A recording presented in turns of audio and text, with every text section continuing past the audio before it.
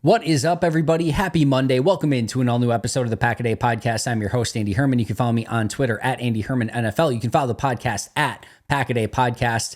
If you can't tell, I am so freaking excited about today's episode. I've been wanting to do this for a very long time, basically since Xavier McKinney signed with the Packers, and go through and grade every single play from McKinney from 2023, watch every single play from McKinney in 2023, and kind of give some of my main takeaways, do a complete deep dive, and sort of just personally get to know Xavier McKinney better as a player.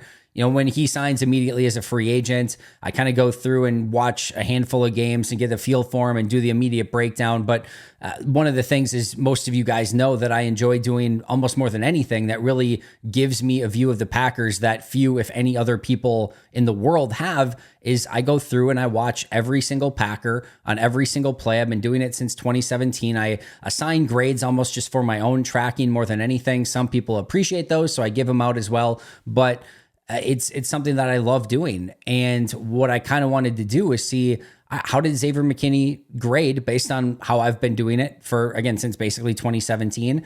How would he have fit in? Where would he have ranked last year in the rankings? So I've been wanting to do this for forever. As you can imagine, probably, it takes a hot second to go through and grade every single Xavier McKinney play. Now, I have not watched every single snap of Xavier McKinney in his career. I have watched every single snap now of Xavier McKinney in 2023, and that is what our discussion is going to be based on today. Before I get there, really super quick, shout out to Ralph Ranucci, I should say, for signing up to become a brand new Pack-A-Day Podcast YouTube member. Appreciate that a ton, Ralph.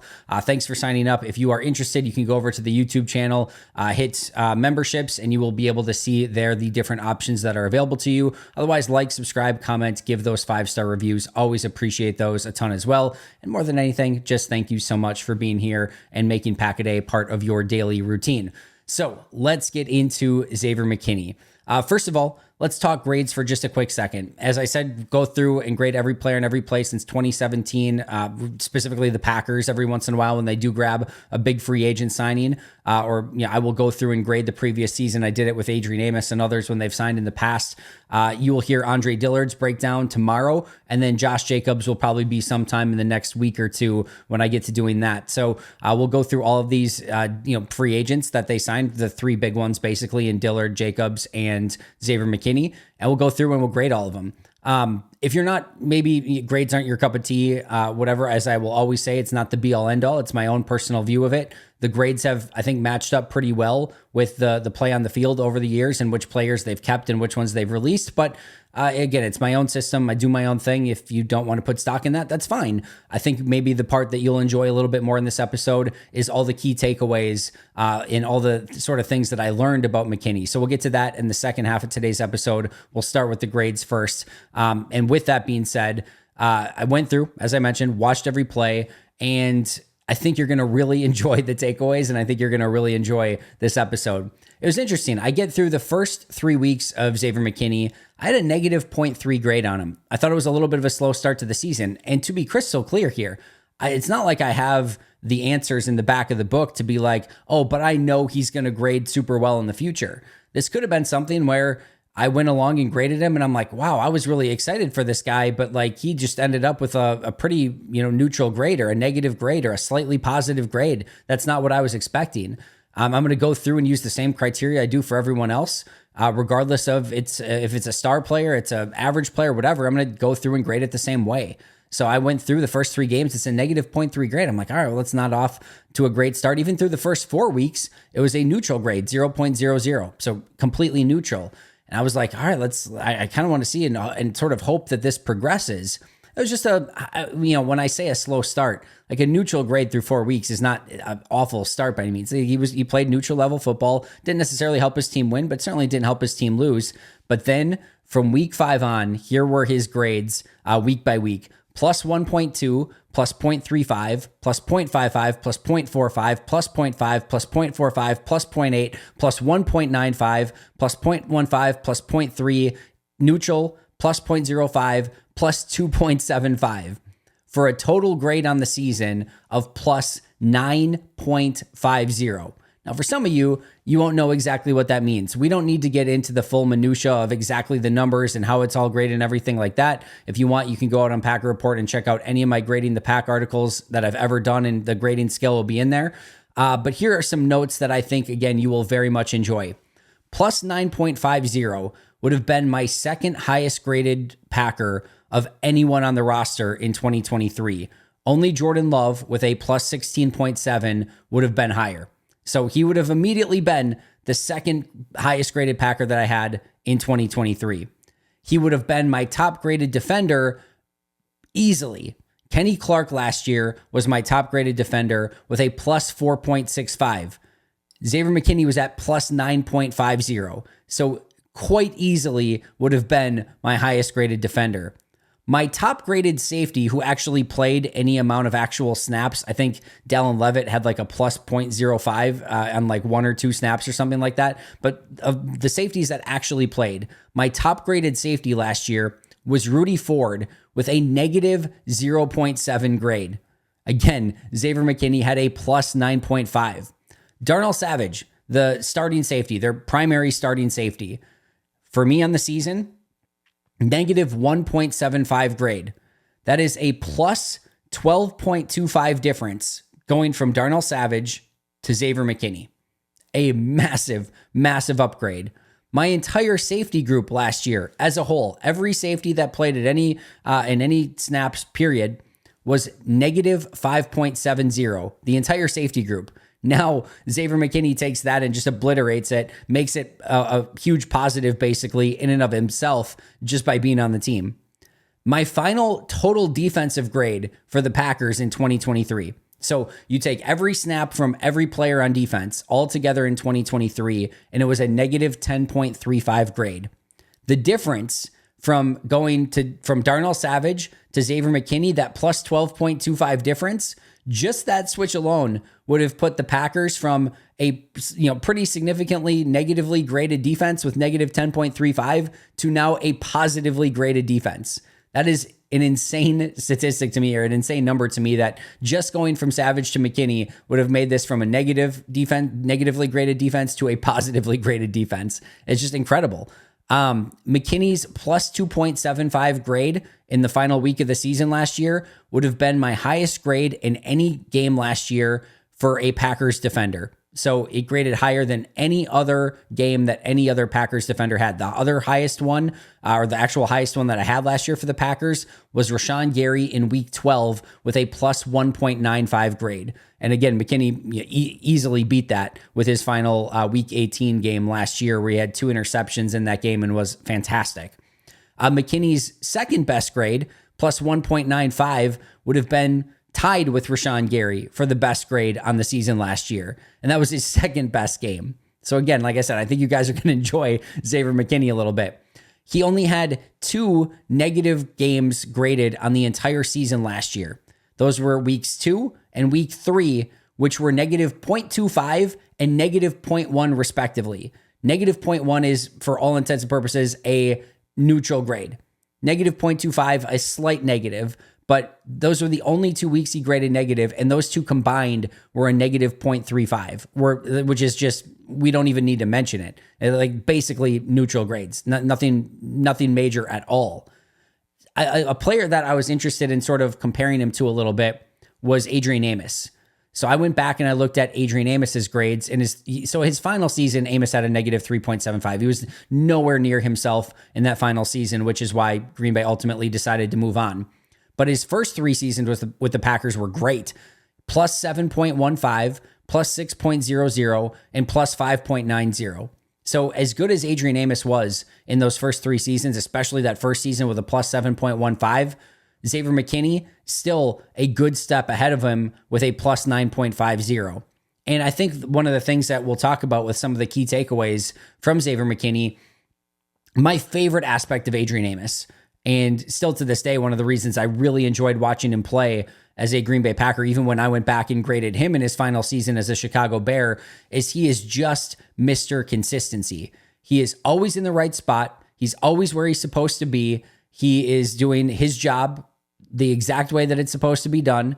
He was a sound tackler. He was like almost the Bill Belichickian, just do your job. And he did it right almost every single play. And like I said, I just love the consistency that he played with. But sort of Amos's kryptonite was he never really made those spectacular plays. Now, he had that interception against Chicago in his first game to seal that game. There was certainly a play here or there, but over the course of his career, and even over the course of his time in Green Bay, he never was really a playmaker.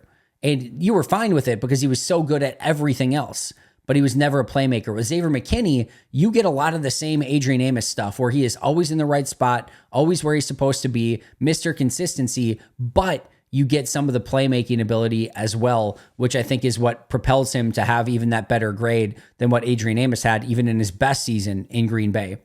My top graded defenders, again, I started doing this in 2017. Xavier McKinney's plus 9.50 last year in 2023 would have been the 9th best grade that I ever gave a defender on the season. And it would have been the 2nd best grade for a defensive back. It would have been the best grade that I ever gave a safety, again, going back to 2017. I should also note here, earlier on, 2017 to 2018, 19, and even a little bit of 20, or like I should say even 20 a little bit, I did have a little bit of a different scale where the highs were higher and the lows were lower.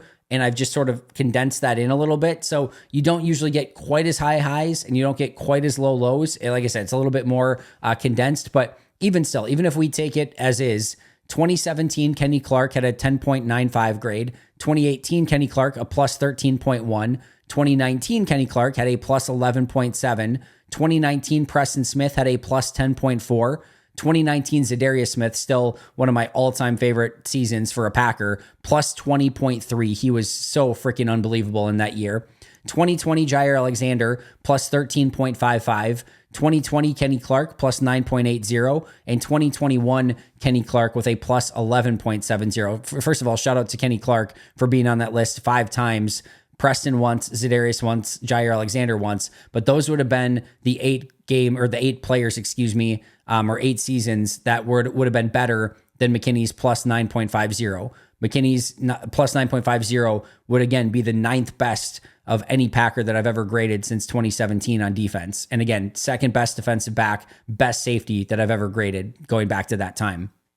Maybe you don't want to take my word for it. Maybe you want to know what PFF thought. Their grades, they have it a 87.5 grade on him from a season ago. Just to kind of easily compare that to the Packers last year, their best grade on a Packers defender last year was Rashawn Gary with a 79.0. So 8.5 better than their best defender in 2023, which again was Rashawn Gary. Their best overall Packer on the season was Jordan Love with an 83.6. And again, McKinney was at 87.5 for them. So they actually even had a better grade than Jordan Love for Xavier McKinney. So he would have been PFF's highest graded Packer had he played the same and been on the Packers last year. He would have been my 2nd, only behind Jordan Love. All right, so that does it from a grading standpoint. Let's more go over some of my key takeaways and all the different things that I learned about Xavier McKinney by watching every snap last year. First of all, the Giants did in fact use Xavier McKinney everywhere.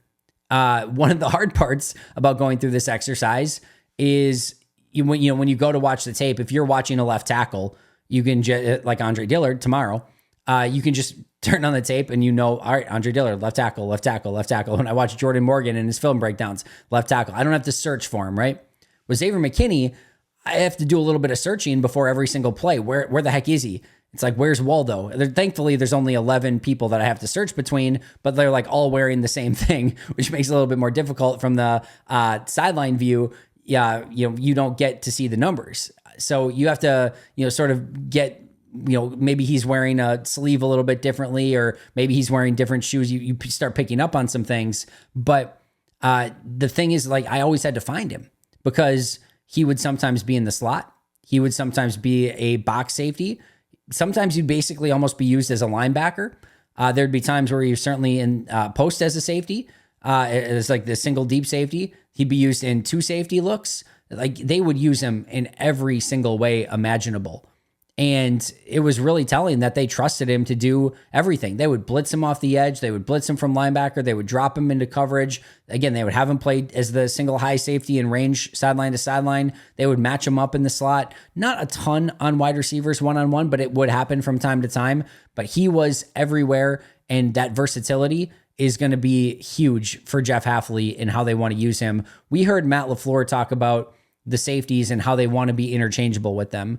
And Xavier McKinney is going to give them everything that they want because you can use him everywhere and you don't have to worry about what he can do or what he can't do. He can just go in any of those spots and you can trust him to go out and perform his job at a very high level. And that's exactly how the Giants used him. The second thing that I took away from it is he was incredibly involved in the defense. And that kind of goes hand in hand with number one a little bit, but you could tell they really focused a lot of what they were doing specifically in the secondary around Xavier McKinney. What would be his strengths? They would game plan for how they could utilize him. And like I said, they would put him in spots where he could be successful, whether that be as a blitzer, whether that be as a, pure safety, whether that be as a, slot guy, whatever it might be, they had full trust in him and they found ways to get him involved. Certain times, it's a little bit different with a corner, but in the Joe Barry era, with Jair Alexander, you would just see him. He'd be on the same side of that, at corner every single play. And it was just, we're going to keep him there.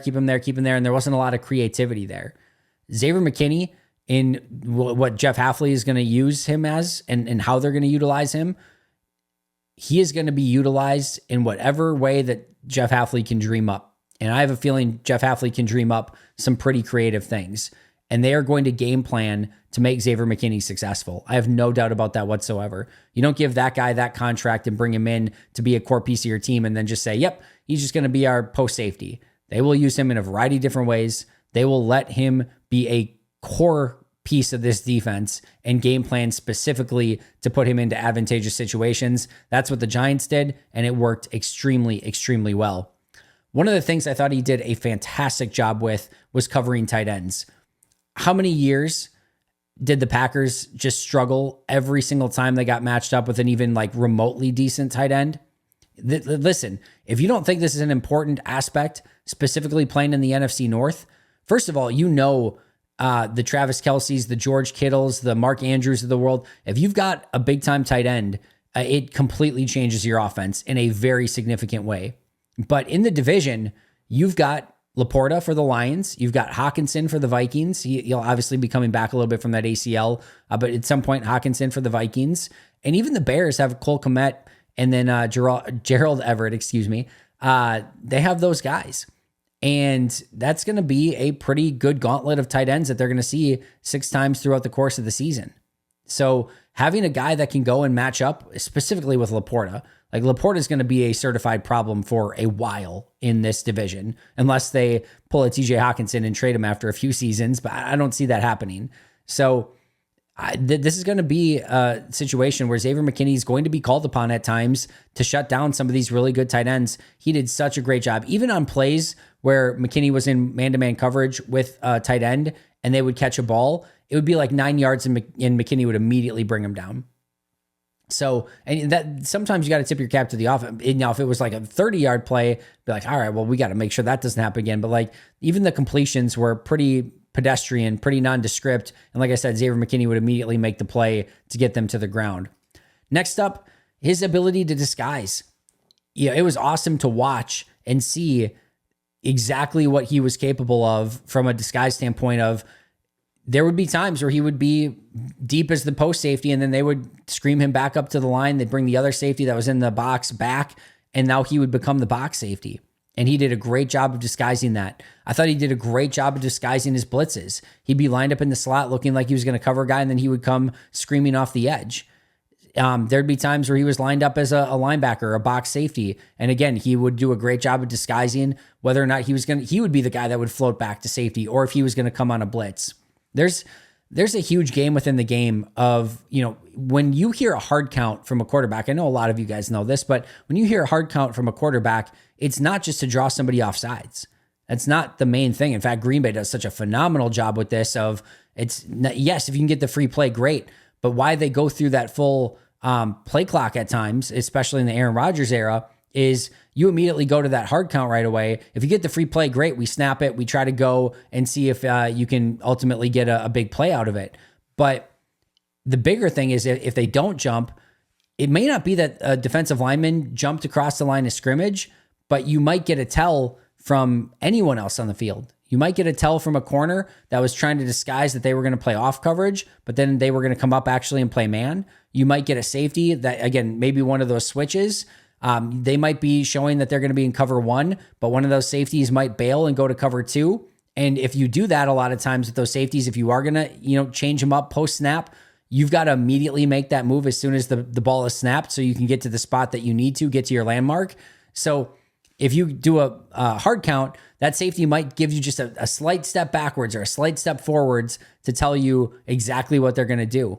And good quarterbacks can take massive advantages of that. And with Xavier McKinney, he does a great job of disguising that and not tipping his hand and not having to tell to say, oh, I'm actually going to do this. And that will be something that is super important because, like I said, I do think Jeff Hafley is going to be extremely creative with how he uses him in this defense. Next up, I thought he consistently got better as the season went along. And this was already a player, by the way, who was a very good safety.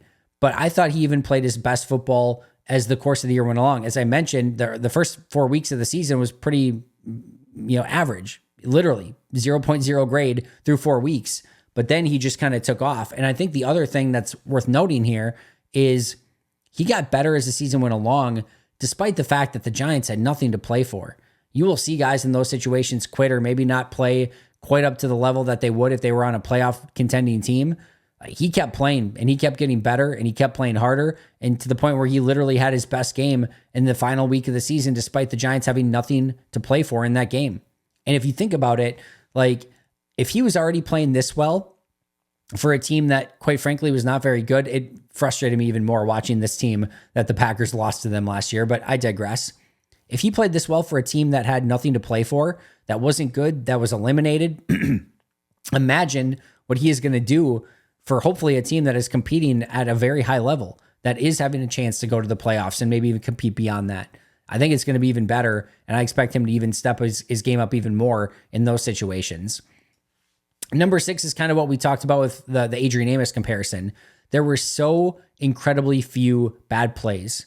It was, again, the first month of the season, you saw a few more, but after that, it was just like this guy does not make mistakes. He doesn't make bad plays.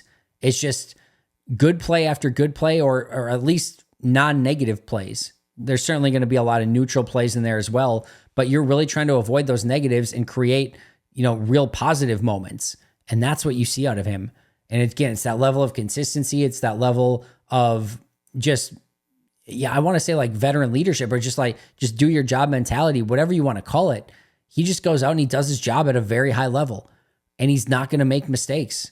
So that aspect of his game, especially at safety, there's literally the word safe in the word safety. You've got to a lot of times be that last line of defense. You've got to make sure that you are the one that is making that play. And, this is not to compare completely to Darnell Savage or to tear down Darnell Savage by any means, but we saw on multiple occasions where Darnell Savage would miss that last play, and it can come back and haunt them. And it did last year.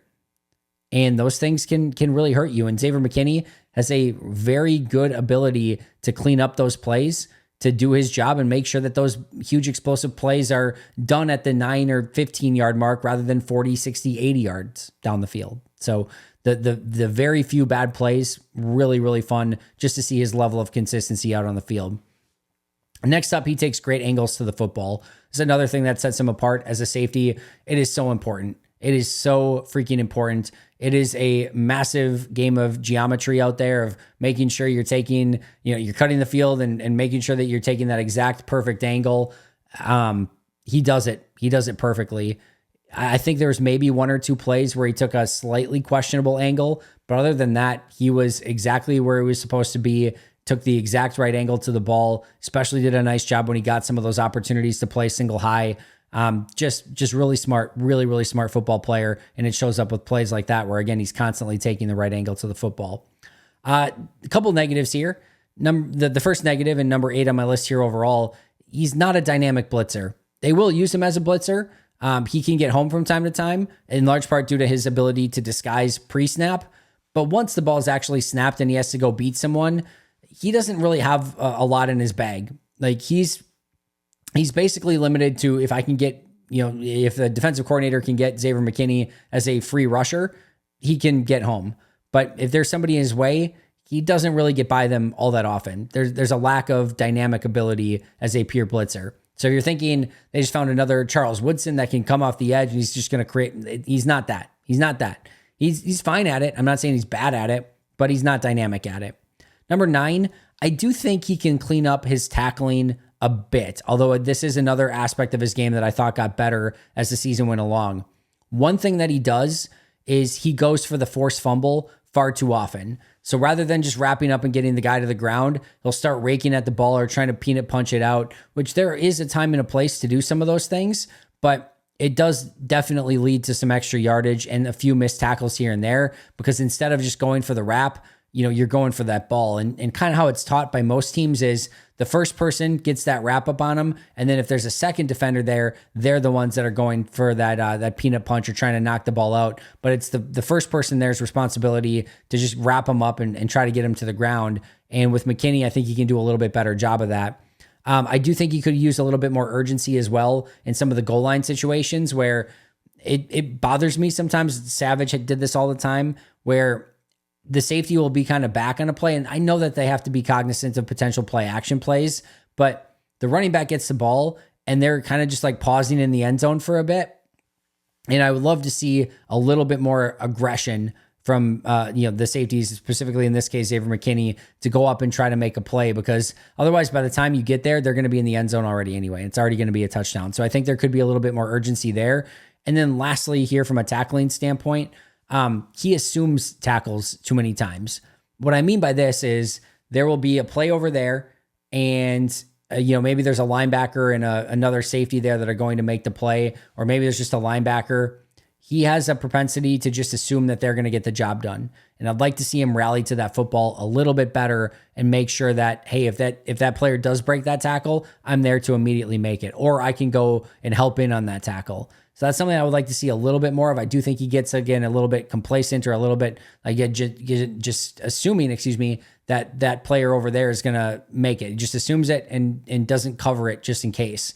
I think that could be something that he does a little bit better. And if you can tell, I don't have any real major negative things to say about Xavier McKinney. His tape was that good. These are more of just small things that I think he can clean up on, hopefully over time. I do think that the thing that sets him apart from the Adrian Amos, that just consistent players, he does have the ability to be a playmaker. And we saw that, 3 interceptions last year, 2 in that final game. I think there's even more opportunity for him out there, and I'm hoping that he can take that step in Green Bay this year. And last but not least, I could see even some of that leadership out on the field, just constantly encouraging teammates and being communicative. Like you could see it. You could absolutely see it out on the film, even though it's all 22 up, way up on top of the stadium and it's a sideline view and there's no sound. You can still pick up on some of it, just how his mannerisms and how he's going about playing out there with his teammates. Like I said, communicating, doing everything that you would want him to do as a leader out on that defense. The long and short of it all is this is absolutely a massive, massive free agent signing for Brian Gutekunst in Green Bay. I love the fact that he stayed competitive and kept getting better despite the Giants being bad. And now you're going to have a team that's actually playing for something. And I think hopefully that motivates him even more and he plays even better in 2024 than what he did in 2023. But here's the thing. If Green Bay just gets that 2023 version of Xavier McKinney, it is a massive, massive free agent signing. Like I said, he would have been basically double as good as any other player on the team. In this specific case, Kenny Clark, specifically on defense, I should say. Like, it was a really phenomenal season. And how a lot of these grades work is it's not always just the big plays that you make, although that certainly helps a ton. But the best players, the ones that grade the best, are the ones that very rarely make a bad play. Like, that's how Zach Tom just grades so well, because he just rarely gets beat. He's constantly consistent. David Bakhtiari, in his prime, before injury, it was just, he was in, just easy mode. It felt like he was just going to do his set. The guy would come at me, would just matrix it and just kind of put his hand behind his back and fight him off with one hand. And that guy was never getting by him. It was almost like, he was just bored by it in all the best ways. Like, meaning he could just go out there, do the same thing over and over, and teams or defenders would not give him trouble. And it's that attention to detail that, kind of can set some of these guys apart. And Xavier McKinney has all of it, but he just has to maintain what he did last year and keep doing that. Whew, look out. This is going to be the best safety in Green Bay since probably Nick Collins. I know Charles Woodson played there a bit as well, what, 1 or 2 seasons, maybe one. And that went pretty well for Charles, but as a pure true safety, I think McKinney's going to be the best one since Nick Collins. And if you can't tell, I'm pretty geeked. I'm pretty excited. There's going to be a massive addition to the defense and set up Jeff Hafley for success in 2024. That's going to do it for me today. Shout out to our Hall of Fame and All-Pro members, Most Hated Minnesotan, PJ Wynn, John Wild, Shea Bradad, Brandon Paletta, Jennifer Wright, Boom Handle, Donna Lee, Lori Lord, Baby QB, Dave McCluskey, Donald Decker, Bremen, Dan Miller, Alex Huang, Arnaldo Espinoza, and Dan Gesford. I'll see you guys tomorrow, but until next time, and as always, go Pack Go.